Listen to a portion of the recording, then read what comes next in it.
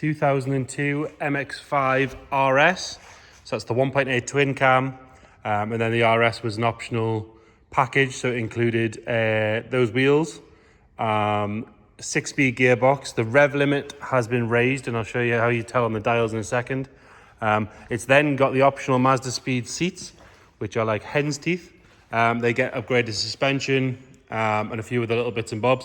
If you check the description, we'll detail everything that comes on the RS package. It was a Japanese market only. This car's come into the UK about 2 months ago. It's just been registered. It's ready to go.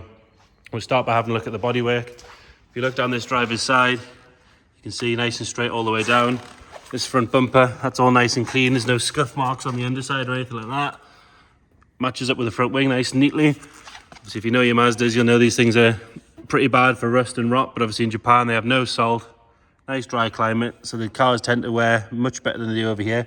You see by this arch, for example, lovely and clean all the way around, right the way down onto the sill. You're not going to see a sill like that on a UK car. Nice clean wheel on the front. They've got matching Dunlops all round, I believe, which we'll check as we go.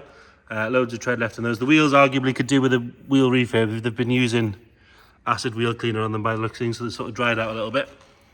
Moving down this driver's side again, we'll have another look at that sill. Lovely and crisp all the way down. Like for example, this seam here is normally a problem area. That's nice and tidy. All one colour silver as well, so it doesn't look like it's ever had any bad paint jobs. Corner of the wing mirror and everything's nice and tidy. No sign of any marks on the driver's door. And again, a UK MX5 would have a big bubble of rust here. If you look at that lip, you can just see on the camera there, really nice and sharp all the way around, all the way down to the bottom, where it sort of tails underneath. And it holds the moisture, normally rots away. All lovely and clean. The rest of the arch, lovely and sharp all the way around. And then it meets this back bumper nice and straight. Again, nice Dunlop tyre, so matching the front. But again, like I say, the wheels could do with a little bit of a refurb. Make a big difference straight away. Rest of this quarter's all nice and tidy. Now they have this sort of lightweight hardtop on the RSs. This one obviously in gloss black. It is the lightest hardtop I've ever taken off. I lifted it off by myself, really easy. 2 clips at the front, 2 clips at the back, and these sort of guide pins here. It does have the plug and everything for the heated windscreen, or heated rear screen, sorry, as well. But as far as sort of condition goes, lovely and clean. Normally these things get marked from being lifted on and off, but as you can see, gloss black. It's like a mirror, really, really good. A-pillar on this side and across the top. There's no real stone chips or anything on there. Continuing our way around on the back, you see there's no marks on that bumper corner or anything like that.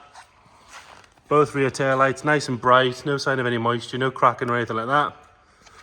Around the keyhole and everything, there's no sort of scratches or marks in there. In the lower half of this bumper, nice and neat. We'll pop the camera underneath and we can have a good look underneath there as well. Again, not caked in under seal, no sign of any real rust. You can see that suspension there. If you check the description, that is different from your standard car. The RS got an upgraded setup. Have a look at that deck lid there again, lovely and smooth. Got a couple of little marks there. One there, which almost look like a stone chip. Obviously on the back of the car, so I'm not too sure how they got there, but they're worth pointing out. Around the filler cap, that's all nice and tidy. There's no sign of any sort of spilled petrol or anything pulling away the paint. Again, if we look down this passenger side, nice and straight. It's not full of filler. There's no ripples all the way down. This rear arch on the passenger side, lovely and sharp all the way around. And again, that problem area, nice and neat there. Another Dunlop tyre. And again, Dunlop's just got Dunlop Durenzas all around. Loads of tread left in them, nice looking things. Does not have any chips or anything out of them or anything like that. Have a look at the sill on this side, and again, that seam, nice and neat. The sill, all the way along. Really, really good. And we can have another look underneath. You can just see how clean that is there. Really nice and clean underneath. I would suggest go and compare it to a UK Mark II and then come and have a look at a Japanese one. Small scratch just there on the wing mirror. We've got a very light scratch just here around some watermarks from us not washing it properly. And the little tiny one there as well. You can only just see it on the camera, but it is worth pointing it out. We have another one there just on the wing. Very light scratch. They may polish out, but presume they don't. If they do, then you've got a bit of a bonus. And again, this front arch, lovely and clean. You can normally see a bit of rust poking out from that plastic trim, but that's lovely and sharp all the way around. Really good. Round out the front, your fog lights. They're normally sort of milky and cloudy, but they're really good on both sides. Headlights are nice. They might want a very light polish, but pretty much every Japanese car from the 90s and 2000s needs one of those. If we have a look under there, you can see that. There's a slight scuff there, but you've got to be right underneath. You cannot see it from there. You've got to get right underneath to see it. Other than that, lovely and neat. All the under trays are there. No sign of any fluids dropping on the floor or anything like that. We've got one. No, I haven't. That's a spider. That doesn't count. There's got to be a stone chip on here somewhere. Yeah, good hand polish to make a big difference to the bonnet, to be fair. But Japanese cars, again, they're warm. Well, the country's warm even. So they always seem to do it. We've got another Volvo here. Exactly the same situation. Good polish to make a big difference. There we go. We've got one stone chip there. I knew there'd be one somewhere. It had to be. Interior-wise, so like I said, the RS gets a few bits of different things. So telltale signs of an RS. You get the Bose sound system as standard. They get what they call the 6 o'clock dials. So that is the dial where the 6,000 RPM limit is at 12 o'clock on a clock. That tells you that the rev limit's been raised from the standard. It would normally, so on a UK car, 5,000 would be over here. Obviously Aircon being a Japanese model, it's had a recent brand new Pioneer double din doodad stereo that does all the sort of Bluetooth and iPhones and everything. Auto windows, and again, it's a 6-speed as opposed to the UK 5-speeds. And then when they order this car, they tick the half leather Mazda Speed bucket seats, which, like I mentioned earlier on, are like hen's teeth.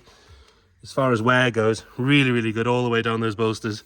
Deep bolsters, so normally they'd wear, but really, really good. The cloth, nice and clean all the way down. You've got a slight little mark there, which actually just looks like it'll rub off, to be fair. But other than that, lovely and clean. Standard Nardi steering wheel, no real signs of any wear on that. Top of the dash, that's all nice. Around the gear gator itself has a little, or the knob has a little bit of wear, but the gator and everything is nice and tidy. You've got this aftermarket set of mats, but again, you can remove them easy enough. The carpet set underneath, lovely and black, lovely and dark. It's not faded or anything like that. All the door shuts, lovely and clean all the way around. Have a look in the boot. Carpet set, nice and clean. Under here, there's no sign of any moisture. There's no sign of any corrosion creeping through. Obviously, you saw the boot floor from underneath. You can see why it's that clean. And the underside of the boot, normally, again, you've got some corrosion along here, but really, really good on this one. And again, passenger door card, really nice and clean. Door shut is lovely. And then that seat, really good. If you check the pictures, with the roof off, those seats look so good.